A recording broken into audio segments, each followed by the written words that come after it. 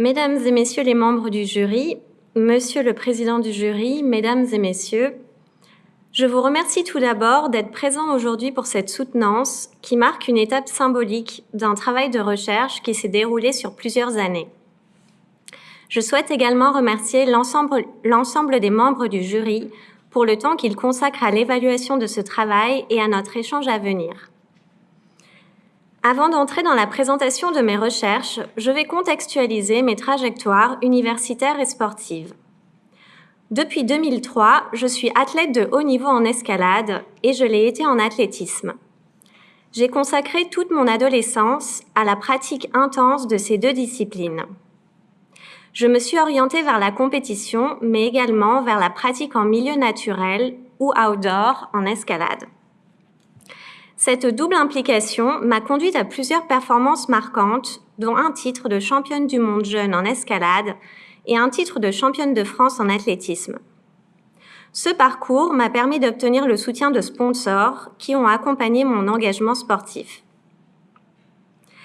Après quelques années de réflexion sur mon orientation universitaire en fin d'adolescence, j'ai choisi de débuter un cursus à distance en langue et civilisation russe à l'Université de Toulouse.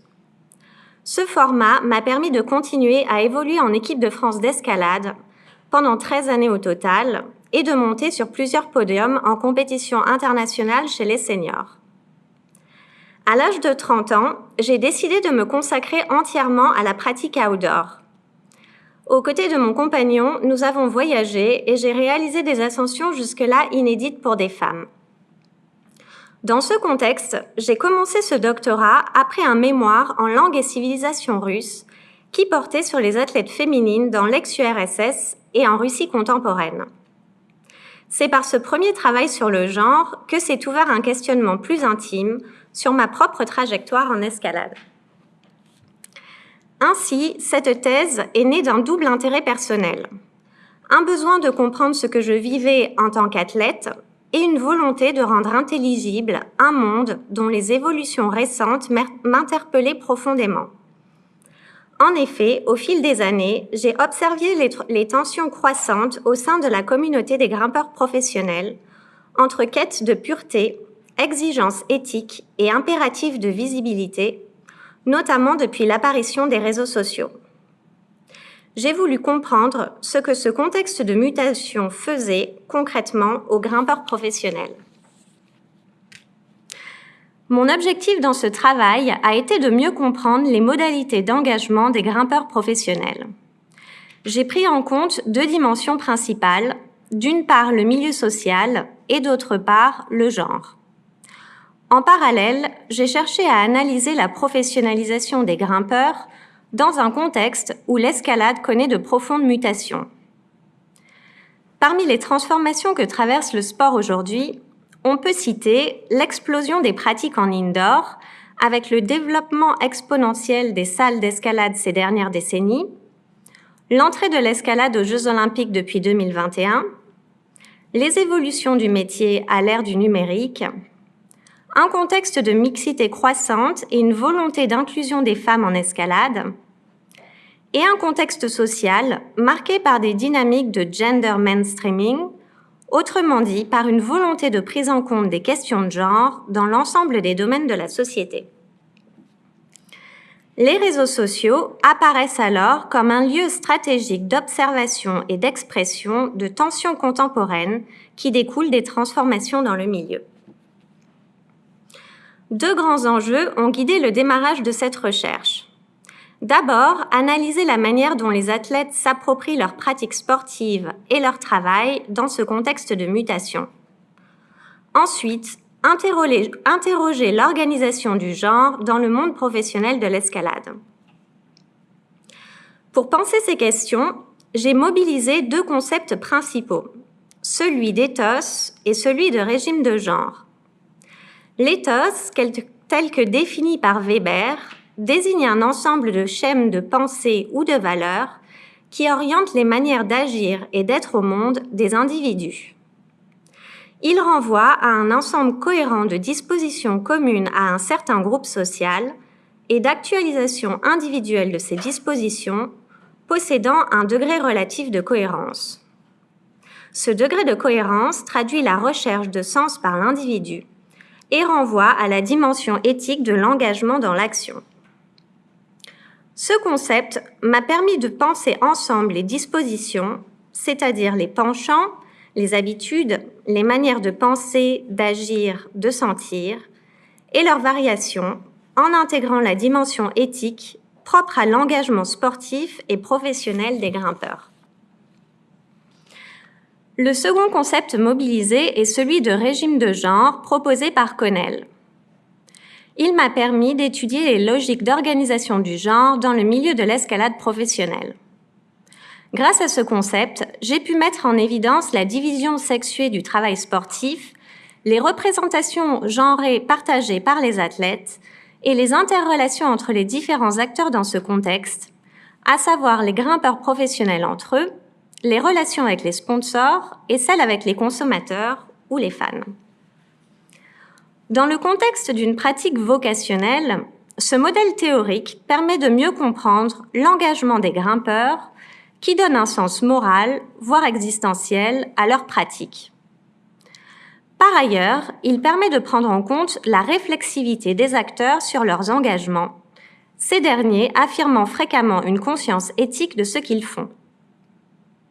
Concrètement, mon terrain montre des tensions contemporaines, notamment entre l'indoor et l'outdoor, et l'éthos permet de comprendre comment les individus cherchent à maintenir une cohérence dans leur pratique dans un monde changeant. Ainsi, en prenant pour objet d'analyse les pratiques, mais aussi les valeurs portées par les grimpeurs professionnels, ce travail propose de répondre à la question suivante. Comment se construit l'éthos du métier de grimpeur du point de vue du genre ? Pour y répondre, j'ai mené une enquête de terrain pendant 3 ans. Ce travail s'est appuyé sur une approche socio-ethnographique qui combine d'un côté la réalisation d'entretiens semi-directifs avec des grimpeurs professionnels et de l'autre une observation participante au cœur même du milieu. J'ai effectué, entre autres, 40 entretiens formels à nombre égal de grimpeurs et de grimpeuses et plus d'une dizaine d'entretiens informels. Les athlètes provenaient d'Europe et d'Amérique du Nord et avaient entre 18 et 51 ans au moment de l'entretien. Ils étaient tous affiliés à des sponsors avec un revenu plus ou moins élevé, certains ayant une aide institutionnelle pour leur pratique en compétition en parallèle. Les observations ont été effectuées dans différents pays du monde, dont la France, la Suisse, l'Espagne, l'Afrique du Sud et l'Italie. Ma position de grimpeuse m'a permis d'avoir un accès privilégié au terrain, aux enquêtés et une connaissance fine des codes du milieu. J'ai recueilli des informations riches, parfois confidentielles et souvent délivrées de manière très spontanée. Par ailleurs, étant moi-même issue de ce monde, il m'a semblé essentiel de trouver le juste équilibre entre les avantages et les risques liés au travail ethnographique dans un terrain familier.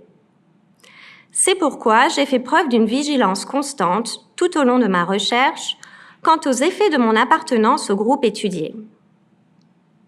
Ce positionnement réflexif s'est construit dans une dynamique d'aller-retour entre engagement et distanciation, me permettant à la fois d'optimiser les atouts liés à ma place dans le milieu et de limiter les effets de subjectivité sur le processus de recherche. Je vais maintenant détailler les principaux résultats. Pour analyser les formes d'engagement professionnel des grimpeurs dans l'économie du sponsoring, j'ai choisi d'adopter une approche qui considère les carrières sportives dans leur globalité. Cela m'a conduit à m'intéresser, dans un premier temps, aux caractéristiques sociales et sexuées des sportifs avant même leur entrée dans le métier. J'ai observé que la majorité des grimpeurs sont issus des classes sociales moyennes et supérieures. Sur le plan socio-économique et sportif, les milieux sociaux familiaux sont souvent plus mixtes et égalitaires du point de vue du genre. Cela contribue à expliquer pourquoi les filles s'engagent dans une pratique sportive intensive, qualifiée de pratique à risque, et historiquement plutôt masculine. En ce qui concerne les socialisations sexuées des filles, mon analyse montre que la socialisation sexuée inversée demeure peu présente dans le monde de l'escalade professionnelle. Les modèles de genre socio-professionnels et sportifs souvent mixtes des parents, ainsi que le contexte de gender mainstreaming au niveau de la société, qui impacte parfois les modèles éducatifs des mères, permettent de mieux comprendre les incorporations de dispositions atypiques pour leur catégorie de sexe au cours de socialisation non inversée ou parfois inversée mais d'intensité faible ou modérée. J'ai identifié 3 grandes configurations sociales des débuts de parcours des grimpeurs. Chacune caractérise les acteurs centraux des socialisations sportives de la première partie de leur carrière. Ces acteurs véhiculent des influences sociales de l'univers indoor et ou de l'univers outdoor de l'escalade. Dans la configuration héritier, l'escalade est transmise dès l'enfance par les parents grimpeurs, principalement dans l'univers outdoor, parfois en parallèle d'une pratique en compétition. Dans la configuration club, les athlètes découvrent la grimpe dans un cadre institutionnel ou associatif. L'apprentissage se fait à travers les entraîneurs, avec une forte influence de l'univers indoor en lien avec la compétition et la performance. Dans la configuration falaisiste, les grimpeurs s'orientent à l'enfance ou l'adolescence vers la pratique outdoor uniquement, au contact de pairs grimpeurs d'outdoor. Ces 3 configurations témoignent de la diversité des trajectoires de socialisation. Pour mieux comprendre les vocations, j'ai étudié les dispositions que les athlètes incorporent tout au long de leur parcours, à la fois sportif et professionnel. Elles s'incorporent dans les configurations sociales mises en évidence, mais dépendent également des contextes sociaux de la seconde partie de leur carrière à l'âge adulte. Face à la variété des dispositions sportives, ascétiques et professionnelles, j'ai mis en évidence 2 pôles d'engagement vocationnel. En y ajoutant la dimension des valeurs, ces derniers correspondent aux ethos compétitifs et outdoor des grimpeurs professionnels. Ils s'ancrent dans l'univers de l'escalade indoor ou compétitive ou dans celui de l'escalade outdoor. Les origines sociales, les générations et le genre participent à moindre mesure à expliquer les incorporations et leurs variations. Par ailleurs, les athlètes n'adhèrent que rarement à l'ensemble des caractéristiques de l'un ou l'autre des ethos. En cela, ils ne sont pas hermétiques, bien qu'ils ne soient pas des idéotypes au sens strict, car ils s'ancrent dans des dispositions empiriquement observables. Ils offrent un cadre analytique pour saisir les dynamiques sociales à l'œuvre dans un contexte de transformation du monde de l'escalade. Le premier ethos est celui des grimpeurs professionnels compétiteurs. Ils se caractérisent par une pratique sportive centrée sur la performance et qui valorise la confrontation à autrui. Les grimpeurs ont un rapport très structuré à l'entraînement. On y retrouve un ascétisme sportif marqué par une attention à l'hygiène de vie, généralement accompagné d'un engagement dans les études, dans une logique de discipline globale. Sur le plan professionnel, ces grimpeurs intègrent les attentes liées à la communication. Ils acceptent l'idée de se vendre, de se mettre en image sur les réseaux sociaux et ainsi de travailler sur les plateformes pour répondre aux logiques du sponsoring. En miroir, j'ai identifié l'éthos des grimpeurs outdoor, au sein duquel la pratique sportive est orientée vers l'expressivité, le partage, avec une forte revendication de liberté et un rejet assumé de la compétition. Cette approche situe leur pratique à l'intersection du registre sportif et d'une forme d'esthétique corporelle ou artistique. Leurs idéaux sont en corrélation avec un rejet de la structuration de l'entraînement et des contraintes de la scolarité. Dans le cadre de leur profession, ils n'apprécient pas se mettre en avant, refuse le travail de viralisation sur les réseaux sociaux et critique les processus de marchandisation du sport et l'indorisation de la pratique. Chacun de ces ethos repose sur une cohérence éthique, c'est-à-dire une certaine manière de donner du sens à son engagement, aussi bien dans la pratique sportive que professionnelle. Les valeurs sont souvent transmises au sein des groupes sociaux auxquels appartiennent les grimpeurs et dépendent principalement des influences des univers sociaux de l'escalade véhiculée. Les grimpeurs adoptent alors des stratégies différentes pour continuer à donner du sens à leur engagement professionnel, malgré les tensions auxquelles ils font face. À travers l'analyse des diverses formes de travail numérique à effectuer sur les réseaux sociaux, j'ai mis en avant une dimension du travail émotionnel qui consiste à travailler sur ses propres émotions face à un dilemme éthique dans un contexte de transformation du sport et du métier. J'ai également souligné que ce dilemme est fréquemment renforcé par des luttes de légitimité au sein du milieu de l'escalade professionnelle, mais n'en découle pas nécessairement. Ainsi, les deux visions du métier entrent régulièrement en conflit et les grimpeurs délégitiment très fréquemment les choix et les pratiques qui relèvent de l'éthos opposé. Ces tensions révèlent une forme de polarisation du milieu et soulignent des résistances aux évolutions que traverse l'escalade. Pour approfondir la compréhension des ethos et en analyser la dimension du genre, je me suis intéressée à deux aspects. D'une part, les socialisations sexuées et d'autre part, l'organisation du genre à l'intérieur même de ces ethos. J'ai montré que l'escalade, bien qu'elle se présente souvent comme un sport mixte et égalitaire, reste en réalité traversée par des régimes de genre ambivalents. Les normes professionnelles contribuent à reconfigurer le genre dans un sens qui maintient la hiérarchisation sexuée. J'ai mis en lumière la reconduction de la domination de genre dans le travail effectué sur les réseaux sociaux, bien que ces dispositifs offrent aux grimpeuses des opportunités en termes de visibilité et de revenus. Si cette exposition médiatique contribue à leur popularité, elle repose souvent sur des représentations sexualisées des corps et elle s'inscrit dans un modèle familial patriarcal. Dans ce contexte, la légitimité des grimpeuses est régulièrement mise en question et certaines subissent des formes de cyberharcèlement. Les injonctions corporelles genrées permettent également d'articuler les enjeux de santé au travail, les effets du numérique et les dynamiques de professionnalisation, souvent au détriment des sportives. Grâce à la notion d'éthique, j'ai souligné des nuances à ce mécanisme. Par exemple, les critiques de certains professionnels ne sont pas nécessairement représentatives de mécanismes de domination consciente.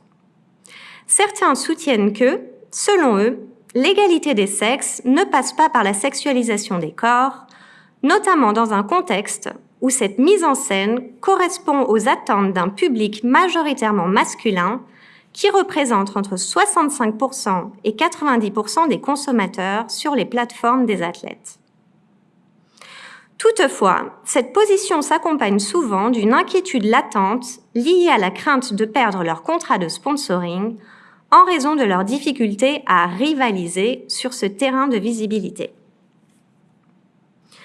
Par ailleurs, l'analyse combinée des dispositions et des éthiques a permis de mettre en lumière que les sportives expérimentent des formes d'empuisement différenciées dans leurs pratiques sportives et professionnelles, de type néolibéral ou de type non essentialiste et désexualisé. De ce point de vue, les pratiques adoptées leur offrent une reconnaissance symbolique dans les deux cas, et elles sont souvent héritées des socialisations sexuées à l'enfance. Elles laissent entrevoir des tentatives de redéfinir le genre à travers une quête d'autonomie corporelle et professionnelle. Les possibilités de reconfiguration du genre sont cependant limitées dans ce contexte. D'une part, car les éthiques s'appuient sur des visions divergentes de ce qu'est où devrait être l'égalité, et d'autre part, car elles s'inscrivent dans un système qui impose la reproduction des hiérarchies de genre.